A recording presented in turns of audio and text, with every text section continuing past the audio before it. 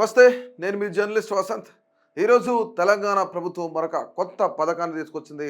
మరొక కొత్త డిక్లరేషన్ తీసుకొచ్చింది. ఎక్కడైతే మారుమూల తండాలలో, గూడాలలో, పల్లెల్లో నివసిస్తున్న ఎవరైతే గిరిజన బిడ్డలు ఉన్నారో వాళ్ళందరి కోసం ఒక డిక్లరేషన్ ప్రభుత్వం సెపరేట్గా తీసుకొచ్చింది. దీనికి సంబంధించి దీనికి ఒక పథకం పేరు కూడా పెట్టింది. ఇందిరా సౌర గిరిజల వికాసం కింద ఒక పథకాన్ని ప్రాజెక్టుని స్టార్ట్ చేశారు.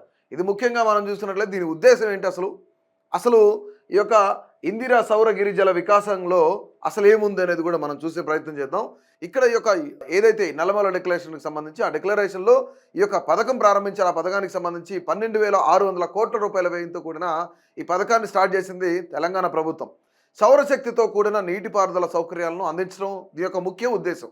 అంటే ఇక్కడ ఏంటంటే సోలార్ పవర్ సిస్టమ్ ఏదైతుందో దాని ద్వారా నీళ్లు అందించడం, పవర్ అందించడం అనేది దీని యొక్క ముఖ్య ఉద్దేశం.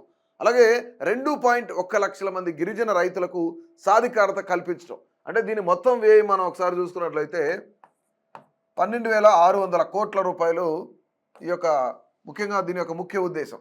తర్వాత ఎంతమంది రైతులకు దీన్ని అందించాలి అనేది చూసుకున్నట్టయితే 2.1 లక్షల మంది కుటుంబాలకు ఈ యొక్క ప్రాజెక్టును తీసుకెళ్ళాలి. దీని యొక్క ముఖ్య ఉద్దేశం ఎందుకంటే ఎవరైతే గిరిజన ప్రాంతాల్లో వ్యవసాయం చేస్తున్నారో, ఎవరైతే గిరిజన ప్రాంతాల్లో వ్యవసాయం మీద ఆధారపడి బ్రతుకుతున్నారో, అంటే రోజువారీ కూలీ, రైతు కూలీలు వీళ్ళు కాకుండా అసలు వ్యవసాయం మీదనే ఆధారపడి బ్రతుకుతున్న రైతులందరికీ న్యాయం చేయడం, ఇదంతా కూడాను 100% సబ్సిడీతో ఇవ్వాలి అనేది ప్రభుత్వం యొక్క ముఖ్య ఉద్దేశం. 100% దీన్ని ఉచితంగా ఎవరైతే గిరిజన ప్రాంతాల్లో ఉన్నారో, ఎవరైతే యొక్క తండాల్లో ఉన్నారో, ఎవరైతే గూడాల్లో ఉన్నారో వాళ్ళందరికీ కూడాను ఈ యొక్క ఇందిరా సౌర గిరిజల వికాసం కింద ఒక పథకాన్ని స్టార్ట్ చేసి సోలార్ సిస్టమ్ని ఏర్పాటు చేసి అలాగే వాళ్ళందరికీ కూడాను వ్యవసాయంలో తోడ్పాటు అందించాలి.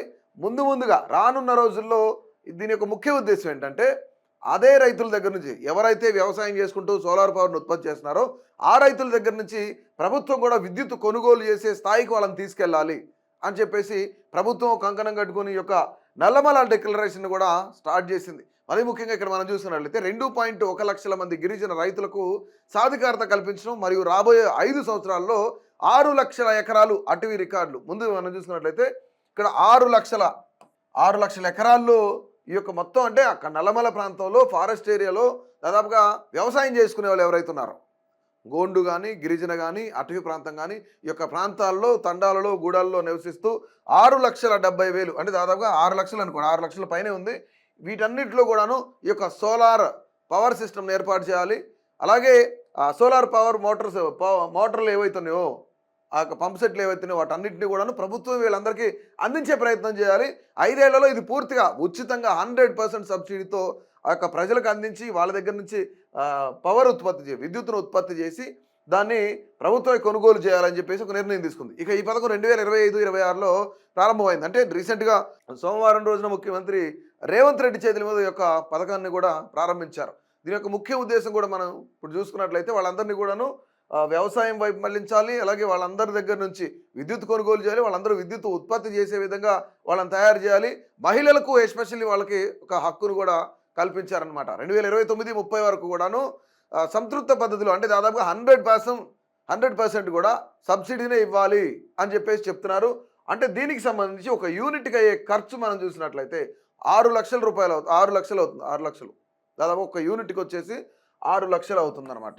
సో అంటే దీని మొత్తం వ్యయం 12,600 కోట్లు అయితే ఒక యూనిట్ స్టార్ట్ చేయడానికి 6 లక్షల రూపాయలు అవుతుందని చెప్పేసి ప్రభుత్వం కూడా చెప్తుంది.